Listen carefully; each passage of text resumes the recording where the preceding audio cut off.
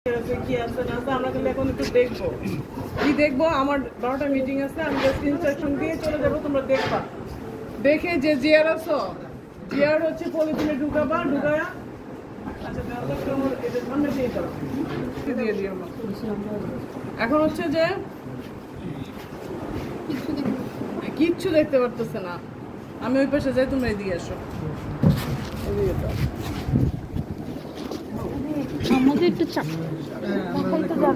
এখন যেটুকু আমি দেখাবো সেটা হচ্ছে দরজা লাগাই দাও তো একজন।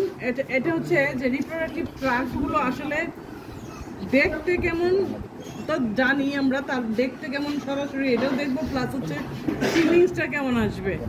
কারণ কি এটার দরকার হবে আমাকে রেকটাল পালপেশনের এই ফিলিংসটাকে আমাকে বুঝতে হবে যে কোন স্ট্রাকচার কেমন।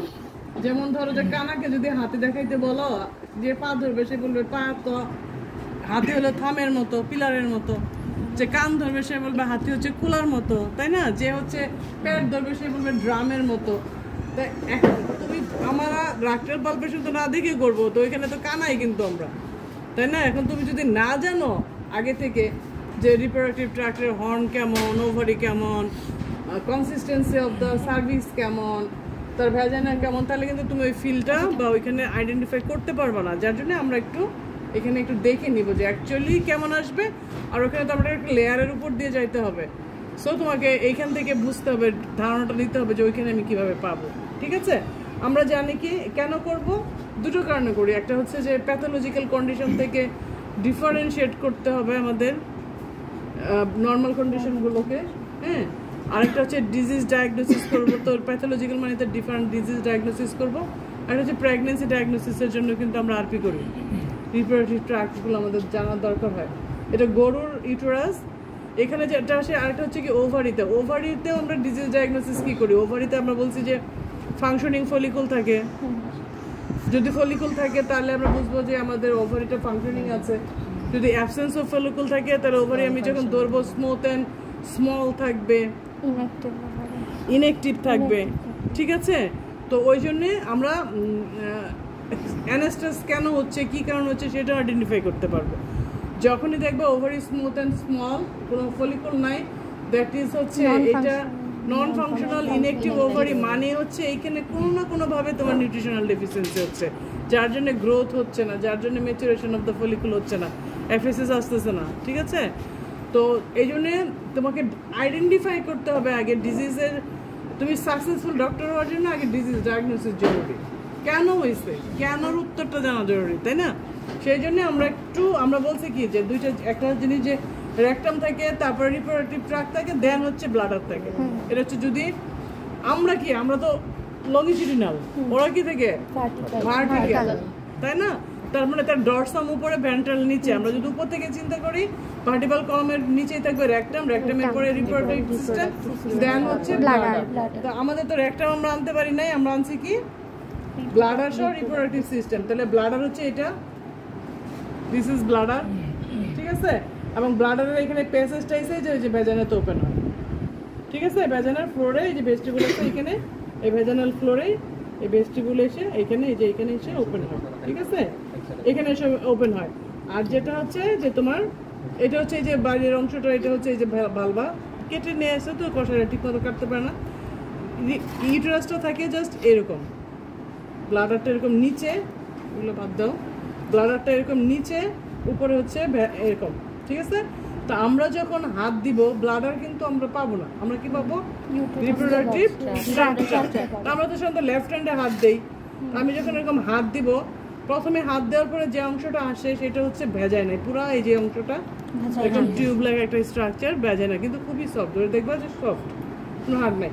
যখন একটা সময় যে দেখবা এখানে একটা হার্ড জিনিস এই যে স্লিপ করছে, এই দেখছো ফ্লাকচুয়েট করছে না?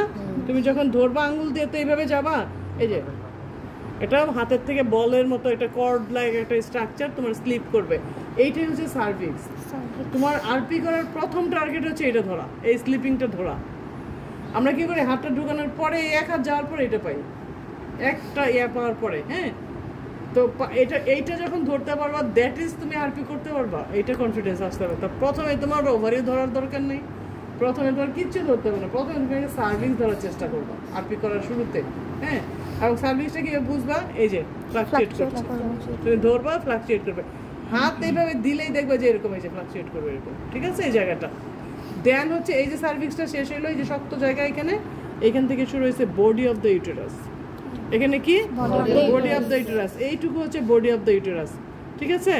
অ্যান্ড বডি অফ দ্য ইউটেরাসের পরে দেখো যে বাইফার্কেশন হয়ে গেছে, বাইফার্কেশনে দুইটা ইউটেরাইন হর্ন চলে আসছে, দুইটা ইউটেরাইন হর্ন আসছে, এবং হর্ন যেখানে শেষ হয়েছে টিপ অফ দ্য হর্ন, এখানে দেখো এই টিপ অফ দ্য হর্ন থেকে যে আমি ব্রড লিগামেন্টটা যদি ধরি, দেখো একটা সুতা চলে আসছে কানেকশন, দেখছো জিগজ্যাগ সুতা, দিস ইজ হচ্ছে ফেলোপিয়ান টিউব। এইটা এসে একদম এসে এইখানে এসে এই যে ওভারির কাছে এসে এই যে ফেলোপিয়ান টিউবের এই যে ফিমরি, এই ফানেল শেপ একটা স্ট্রাকচার, মোটা স্ট্রাকচার ফিমরি, এই যে এটা হচ্ছে এখানে এসে হচ্ছে ওভারিটা ছিঁড়ে ফেলছে, এই যে ওভারি, এই যে এইখানে ঘুরে এসে এই যে এটা হচ্ছে ওভারি, ঠিক আছে। এবং ওভারিতে দেখো ওভারিও কিন্তু এই যে ব্রড লিগামেন্টের সাথে অ্যাটাচ অংশ মেসো ওভারিয়াম দিয়ে অ্যাটাচ থাকে, ঠিক আছে। ফেলোপিয়ান টিউবের চারপাশে যেটা থাকে মেসো সালফিংস, ও ইউটেরাসের এই যে চারপাশে যেটা আছে এটা মেসোমেট্রিয়াম, এটা ব্রড লিগামেন্টারি পার্ট, ঠিক আছে। তিনটা কভারিং, তিনটা অ্যাটাচমেন্ট ব্রড লিগামেন্টের, ঠিক আছে। আর এখন এই যে ওভারিতে দেখো এই পাশে দেখো এই যে সাদা সাদা ছোট ছোট ব্লিস্টার লাইক স্ট্রাকচার আছে, এগুলো হচ্ছে ফলিকল। ডিফারেন্ট সাইজ অ্যান্ড শেপে কিন্তু ফলিকল থাকবে।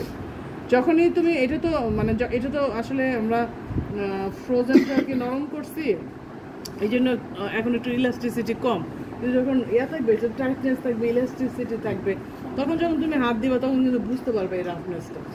তার এই যে একটু এইখানে দেখবা যে সে একটু তুলতুল করবে, আবার যখন একটু ওভারি বড় হবে, এই ওভারিটা কালকে মনে ওরা ছিঁড়ে ফেলছে ক্লাস করতেছে, এখানে দেখো এই যে এইটাতে একটা ওভারি আছে নাকি, একটা ওভারি খুবই বড় ছিল, একটা ওভারিতে ফলিকুল, এটা ফলিকুল এটা কিন্তু ছোট ইম্যাচিউর এখনো, বুঝছো, মেবি হেইফার জবাই করছে, এই দেখো এটা সাইজ দেখছো, কিন্তু এইখানে দেখো একটা ফলিকুল আছে, দেখো কত বড় মিস্টারের মতো, এটা একদম গ্রাফিয়ান ফলিকুল, কিন্তু বুঝতে পারছো, হাতে দেখবা আমি রেখে চলে যাবো, এই যে গ্রাফিয়ান ফলিকুল। হ্যাঁ, এটা যখন হাতে ধরবা তখন তুলতুল করবে, এটা যেরকম তুলতুল করবে, এটা ছাড়া দেখে দেখবা যে তুলতুল করবে না, কিন্তু একটু এটাকে আমরা বাম্পিনেস বলি, একটু সফটনেস বলি, হ্যাঁ এটা করবে। এইটা যখন পাবা এরকম হাত দিবা তখন দেখবো যে এরকম ইলঙ্গেটেড একটু হালকা তুলতুলে স্ট্রাকচার কিন্তু অনেকগুলো পাবা এতে। আর যদি সিএল থাকে, সিএল এখানে আছে একটাতে, এটাতে সিএলটা, এটাতে মেবি সিএল আছে এখানে, এই যে দেখো এই যে সিএল, হ্যাঁ এই যে এটা হচ্ছে সিএল, এই যে পোর্ট্রেট অংশটা, এটা সিএল রিগ্রেশন হওয়ার দিকে, শুরু থেকে আরো বড় থাকবে এরকম পোর্ট্রেট, এটা আস্তে আস্তে রিগ্রেস হয়ে যাচ্ছে শেষের দিকে, ঠিক আছে। এবং এই যে এটাও কিন্তু ফলিকল, আর এই ওভারিটা দেখছো কত বড়, যে অসংখ্য গ্রোয়িং ফলিকল আছে, দেখো ছোট ছোট ব্লিস্টার, কম্পেয়ার টু এই ফলিকল, তার মানে কি ওইটা বেশি অ্যাক্টিভ, এটা দেন হচ্ছে কম অ্যাক্টিভ, তাই না। এইভাবে আমরা হচ্ছে হাত দিলে আমরা করবো, যখনই তুমি যখন এটা আরপি করবা এইভাবে যখন থাকবে না, তুমি যেটা করতে হবে প্রথমে যে এটা ধরবা, ফ্লাকচুয়েট করলে এটা ধরলা, ধরার পরে এই আঙ্গুলটা আমরা করি কি এরকম করে আগাইতে থাকি, আগানোর পরে এই বাইফার্কেশনটা তোমাকে ধরে এভাবে যদি টান দেয় পুরো ইউটেরাস চলে আসবে, কিন্তু তোমার কাছে যদি নন প্রেগনেন্ট হয়, আর যদি প্রেগনেন্ট হয় তাহলে তুমি ভারী ফিল করবে, আসবে না তোমার কাছে টানলাম, ঠিক আছে। এবং আমরা কি করি এই বাইফার্কেশন থেকে ঘুরে এসে এই ওভারিতে আসতে পারি। তবে যেটা একটা টেকনিক হলো, এটা কিন্তু তোমার দেখো এইভাবেই থাকবে, এই অ্যারেঞ্জমেন্টেই থাকবে, তুমি যখন সার্ভিক্সটা ধরে একটু আগাবা বডি অফ দ্য ইউটেরাস থেকে এরকম হাত দিলে কিন্তু যেরকম হাতের মধ্যে এসে জাস্ট সরে আসবে এরকম ওভারি, কিন্তু হাতের নিচে এই থামের নিচে রাউন্ড দেখবো যে হাতের সাথে রাউন্ড একটা ছোট রাউন্ড বলের মতো একটা ফ্লাকচুয়েট করতেছে, ওইটাই ওভারি। রাইটে বামে গেলেই বাবা, এত খুঁজার দরকার নেই, ঠিক আছে। এখন হচ্ছে কি যে ইউটেরাস দেখে আমরা ডিজিজ, যেমন এটা হচ্ছে ওভারি দেখে আমরা বুঝতে পারবো ওভারি কোন অবস্থায় আছে, ফলিকুল আছে না নাই, সিএল আছে না নাই, ঠিক আছে, লুটেল ফেজে আছে না ফলিকুলার ফেজ, তুমি বুঝতে পারবা। ইনঅ্যাক্টিভ ওভারি আছে নাকি অ্যাক্টিভ ওভারি আছে সেটাও তুমি বুঝতে পারবে, ঠিক আছে। এখন আসলে যে ডিজিজ অথবা প্রেগনেন্ট আমরা কিভাবে আইডেন্টিফাই করব। প্রেগনেন্ট হলে কি হয়, একটা ছোট্ট কি হয়, অ্যামনিওটিক ক্যাভিটি হয়, আমরা জানি পড়ে আসছো, অ্যামনিওটিক ক্যাভিটি হয়, অ্যামনিওটিক ক্যাভিটির ভিতরে ফ্লুইড থাকে, ফ্লুইডের মধ্যে বাচ্চাটা ফ্লোটিং থাকে, তার উপরে আবার একটা অ্যালান্ট্রয়েড ক্যাভিটি থাকে, এই সব কিছু মিলে আমরা এটাকে জেস্টেশনাল সেক বলি, ঠিক আছে। একটা সেক তৈরি হয়, এই সেকটা বয়স বাড়ার সাথে সাথে বড় হতে থাকে, পেটও বড় হতে থাকে। তা আর্লি প্রেগনেন্সির ক্ষেত্রে তো তোমার এটা ডায়াগনোসিস করাটা খুব চ্যালেঞ্জিং। তো কি করে বলো, কে আমি একটু এটা হচ্ছে কি তোমার সারাদিন মিটিং করি, কালকে সারাটা দিন গেছে, কিছু করতে পারি না ক্লাস। এখন হচ্ছে কি যেটা ইম্পর্টেন্ট থিং, মনোটোকাস অ্যানিমেল যেগুলো মানে একটা বাচ্চা দেয় যারা, হিউম্যানের তো ধরো ইউটেরাসে কোনো হর্ন নাই, কিন্তু এদের তো হর্ন আছে। এরা করে কি একটা বাচ্চা তখন একটা হর্নের মধ্যে বাসা বাঁধে, একটার মধ্যে আসে, ওইখানে বড় হইতে থাকে। আরেকটা হর্ন কিন্তু নর্মাল থাকে, অ্যাজ ইউজুয়াল থাকে। এই যে দুই রকমের দুইটা হর্ন হয়ে যায় না, একটা সোলেন হচ্ছে আর একটা নর্মাল থাকতেছে। এই যখন এইরকম কন্ডিশন পাবা, একটা সোলেন একটা নর্মাল, এটাকে আমরা বলি asymmetry of the uterine horn. কি বলি? Asymmetry of the uterine horn. একই রকম হলো মানে সিমেট্রিক্যাল। সোলেন হতে পারে, বাট একই রকম দুটোই সোলেন হয়েছে, আবার একই রকম একটা সোলেন হয়েছে আর একটা হচ্ছে নর্মাল। যখন সোলেন একই রকম হবে তখন আমরা বলবো সোলেন সিমেট্রিক্যাল ইউটেরাইন হর্ন। ঠিক আছে? সোলেন হতে পারে যে কোনো কারণে, কি হতে পারে? অ্যাকুমুলেশন অফ দ্য ফ্লুইড হতে পারে, যেটা হাইড্রোমেট্রি আমরা বলি। অ্যাকুমুলেশন অফ দ্য মিউকাস হতে পারে, যেটা আমরা মিউকোমেট্রি বলি। পাস অ্যাকুমুলেশন হতে পারে, যেটাকে আমরা পায়োমেট্রি বলি। ঠিক আছে? এখন হচ্ছে পাস পানি মিউকাস তো আর একটা হর্নে যাবে না, সে দুইটা হর্নে যাবে, যার জন্য দুইটাই সোলেন হতে থাকে। কিছু অ্যাকুমুলেশনও আস্তে আস্তে বড় হয়, কিন্তু তোমার যখন এবং সফটনেস আসে, সফট তুলতুলে হয়ে যায়। কিন্তু যখনই ইউটেরাসের মানে একটা ফ্লুইড ফিল ক্যাভিটি, একটা স্যাক তৈরি হচ্ছে, ওখানে স্যাকটা থাকবে, তখনই একটা হর্ন বড় হবে, আরেকটা হর্ন ছোট হয়ে যাবে। ছোট না, নর্মালি থাকবে আর কি। তখন তুমি এটাকে আমরা বলবো সোলেন ইউটেরাইন, সোলেন অ্যাসিমেট্রিক্যাল ইউটেরাইন হর্ন। ঠিক আছে? যখনই অ্যাসিমেট্রি আসবে তখনই মাথায় আসবে যে কোনো না কোনোভাবে তার ইউটেরাসের মধ্যে আছে। এখন টিউমার হতে পারে আলাদা জিনিস, সেইটার ডিফারেন্সিয়েশন কি? টিউমার হবে একদম হার্ড সলিড, বাট এইটা যেহেতু ফ্লুইড আছে, বাম্পিনেস থাকবে। ঠিক আছে? মেমব্রেন গুলো তুমি আস্তে আস্তে ধরতে পারবা, পিক করতে পারবা, ডিফারেন্সিয়েট করার ওয়ে আছে। বাট তখন এটাকে আমরা মানে প্রথম একদমই আর্লি এজে, ধরো 21 দিনে তুমি আরপি করে এই প্রথমে এটা বুঝতে পারো যে একটা হরমোন হচ্ছে বড় হচ্ছে, আর কিছুই পাবো না। আর খুব স্কিলড হলে পরে সিএলটা ধরতে পারবা ওভারিতে। ঠিক আছে? 3 মাস পর্যন্ত খুব টাফ, এই জন্য early pregnancy is more challenging. ঠিক আছে? তাহলে আর যদি অন্যগুলো হয় তাহলে তো আমরা দুইটা হর্নে সমানভাবে পাবো, অ্যাকুমুলেশন একই রকম সোলেন পাচ্ছি, এইভাবে আমরা ডিফারেন্সিয়েট করতে পারবো। ওকে, এখন আসা হচ্ছে যে যদি আমরা ডিফারেন্সিয়েট করতে, আর এটা তো হচ্ছে আরপি করে তারপরে তোমাকে করতে হবে, মানে আলট্রাসোনোগ্রাফি করে আমরা কনফার্মেশন যাইতে পারি। বাট আপাতত হচ্ছে তোমাকে আরপি করে ফার্স্ট তোমাকে শিখতে হবে, কারণ আমরা লার্জ অ্যানিমেলের আর্লি প্রেগনেন্ট মানে রাজ অ্যানিমেলের আরপি করে আবার আলট্রাসোনোগ্রাফি করতে হবে রেক্টালি। ঠিক আছে? সো রেক্টালি পালপেশন একটা খুব বড় চ্যালেঞ্জিং, বাট এটা খুব নেসেসারি এসেনশিয়াল ফর ভেটেরিনারি। ঠিক আছে? তুমি আরপি করতে পারো না, ফিল্ডে গেলে লজ্জা পাবা। ওকে, এই জন্যে এইটা আগে হাত দিবা, সবাই একবার দুইবার করে হাত দাও, এটা কি হচ্ছে এইভাবে যা যাবা, এটা হাত দাও কি হচ্ছে, এটাকে যে বারফাইকেশনটা আমি কীভাবে ধরবো না দেখে আমার এই আমি তাকে ধরতেছি তোমার দিকে, এভাবেই থাকবে।